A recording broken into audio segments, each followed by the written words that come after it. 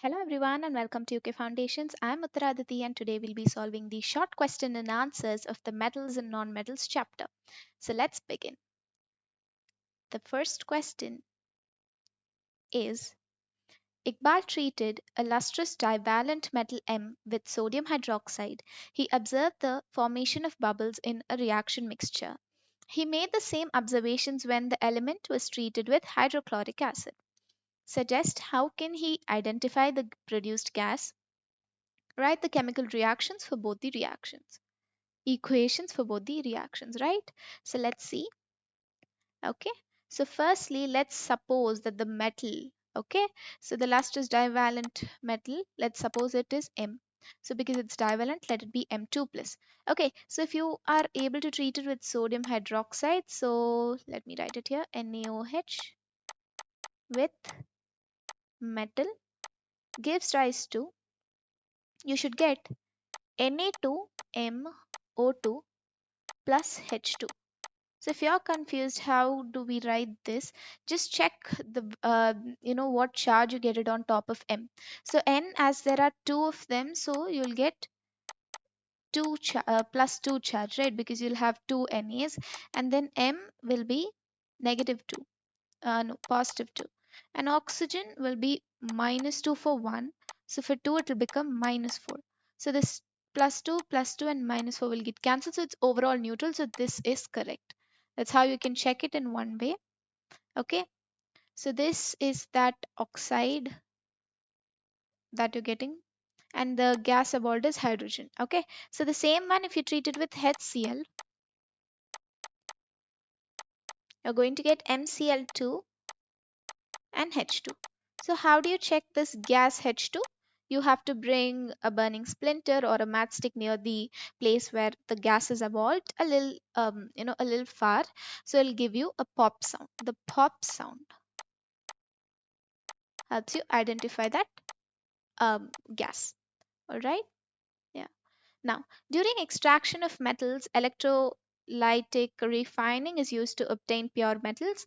Which material will be used as anode and cathode for the refining of silver metal by this process? So you're going to be identifying silver metal. Okay. Suggest a suitable electrolyte also. In this electrolytic cell, where do we get pure silver after passing electric current? Okay. So let's see.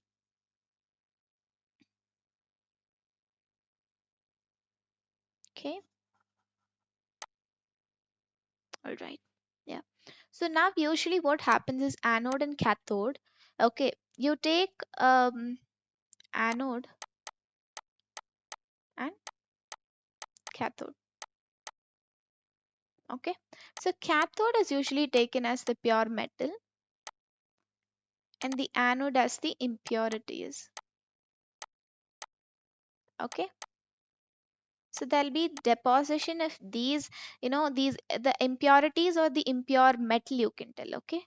So when the refining takes place, you'll find that all the pure metal out of the anode will go towards the cathode and deposit here because it's metal, right? Metal forms cation and cations are attracted by anode. So that's why we take pure metal here because it'll get attracted to cathode. Anode will be left out with all the impurities being deposited. Okay. Suggest a suitable electrolyte also. So you can use silver nitrate. Silver nitrate can be used. That'll be good. Okay. In this electrolytic cell, where do we get the pure silver after passing current? As I said, you will obtain it near the cathode. Okay. Yes. Next. Oops. Yeah. Okay. Why should the metal sulfides and carbonates be converted to metal oxides in the process of extraction of the metals from them? So if you want to extract a metal, usually we take metal oxides. Okay, then the question might arise that why not other forms of the compounds? It is because it is easier to extract the metal. It is easier to extract the metal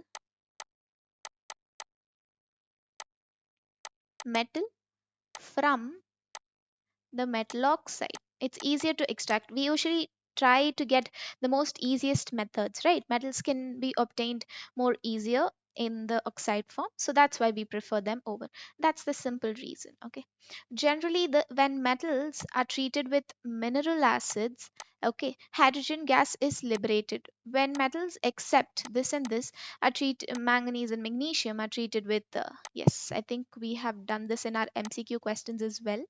That was a great video, you can check it out. Okay. Yes. So why don't we get hydrogen gas liberated when nitric oxide um, is used, right? Yes. So what happens? Nitric acid, not oxide. Okay. So what happens is HNO3 is a strong oxidizing agent.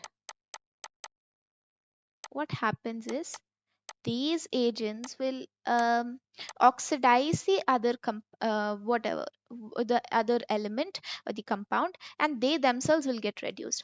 So if you actually the hydrogen gas will be evolved, what will happen is they are going to oxidize them by adding an oxygen to this, so it forms water instead of hydrogen. Hydrogen is not formed, water is formed. So that's the thing.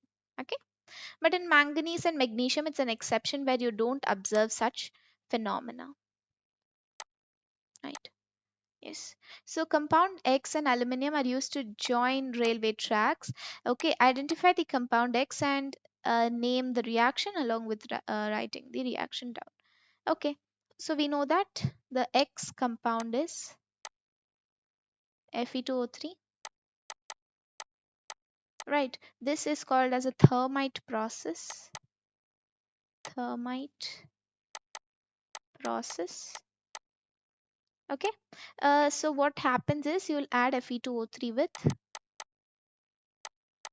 along with aluminum. You'll get this as Al2O3 plus Fe. Along with a little amount of heat is also released, so you can balance it by yourself. I'm pretty sure you'll be doing that.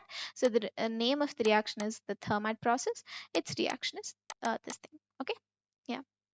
So now, when a metal X is treated with cold water, it gives a basic salt Y. So it's basically what? What can we tell from this?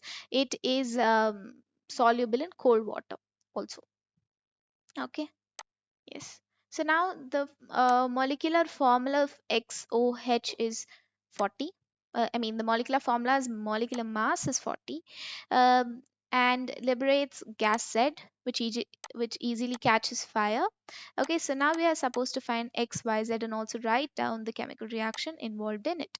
So first, with this data given right here, let's try to find what X could be, what probably it could be.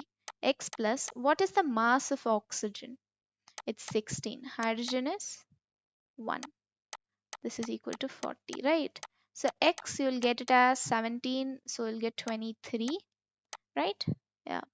So you're getting it as 23. So it's possibly sodium. And also sodium is reactive with cold water as well. So what is X? X, we found it out to be sodium. Now what happens, it gives a basic salt Y. Y will be NaOH, and Z, and it liberates gas Z.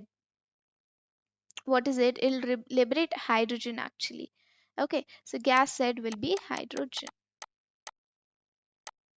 These are your X, Y and Z respectively. All right. Yeah.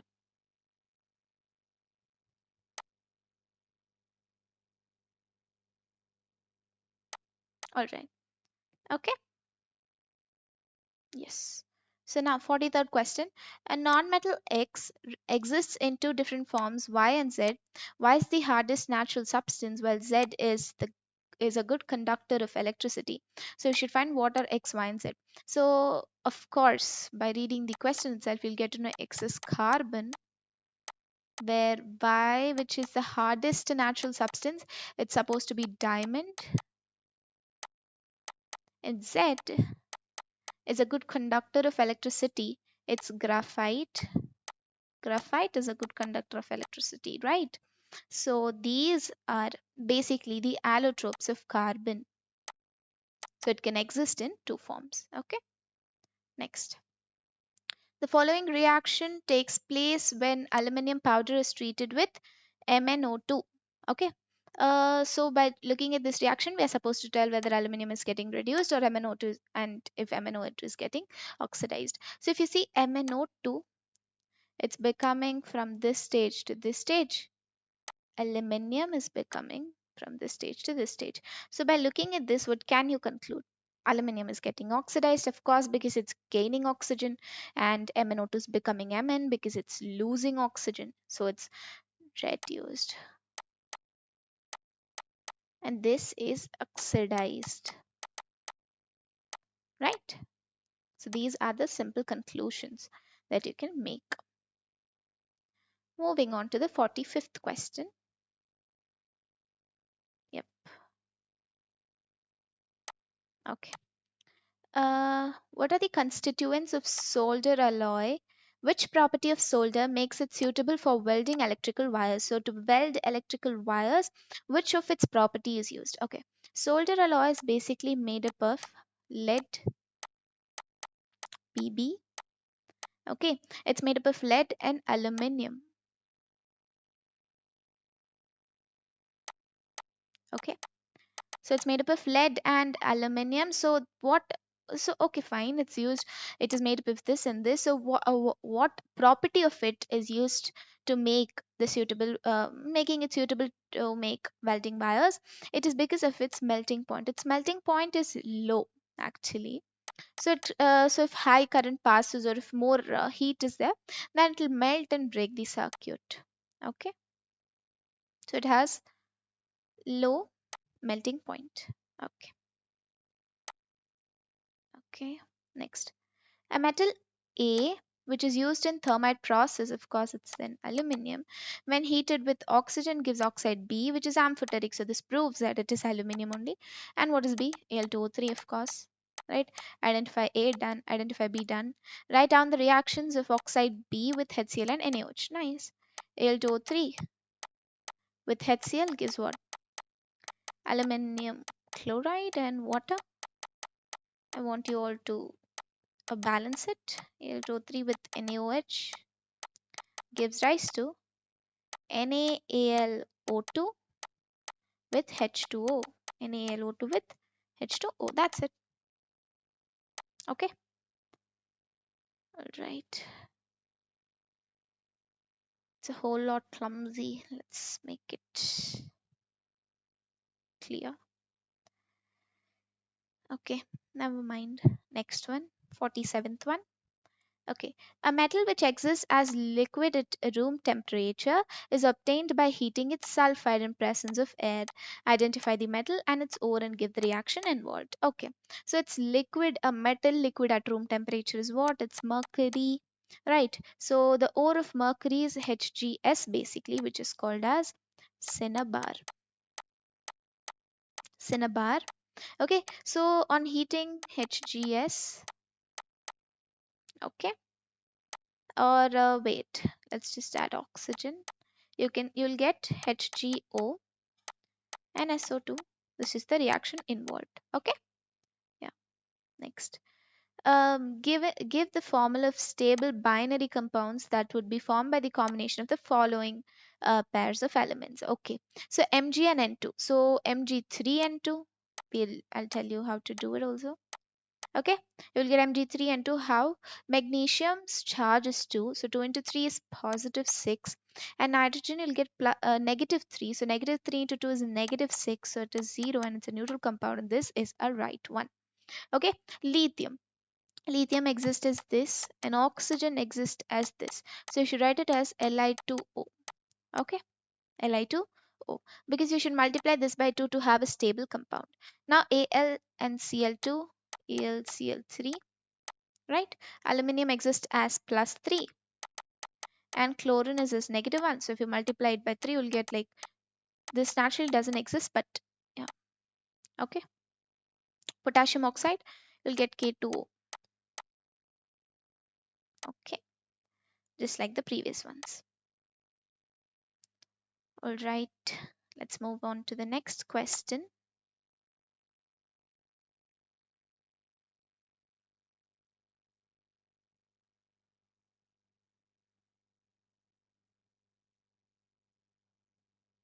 Oh, Yes. Yes. What happens when zinc carbonate is heated in the absence of oxygen? So zinc carbonate on heating, you're going to get zinc oxide and carbon dioxide. And now mixture of these and this is heated,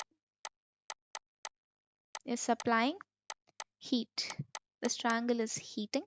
Okay, you're going to get copper and sulfur dioxide. These two are the things. Next, 50. A nonmetal A is important constituent of our food and forms two oxides B and C. B is toxic while C is causing global warming. So we should identify A, B, C and find which group does A belong to. Okay, so let's see. Important constituent of our food. Carbon is the most important constituent of every living organism, okay, and forms two. This will form actually carbon monoxide and carbon dioxide. If you see which is comparatively toxic, it is carbon monoxide. It is more toxic than carbon dioxide, okay, and the one that's causing global warming is carbon dioxide. Okay, is carbon. Okay, so now which group does it belong to? It basically belongs to the 14th group. So let's just draw a tiny one of the P block. Okay, 13, 14, 15, 16, 17, 18. Okay, this will be neon, fluorine, oxygen, nitrogen, carbon, boron. Boron, carbon, nitrogen, oxygen, fluorine, neon. So this is the answer. Okay, so for this is all for today. In our next video we'll be solving the rest of the questions. So I hope this video was helpful enough. Definitely spread the key of success, spread knowledge. Thank you.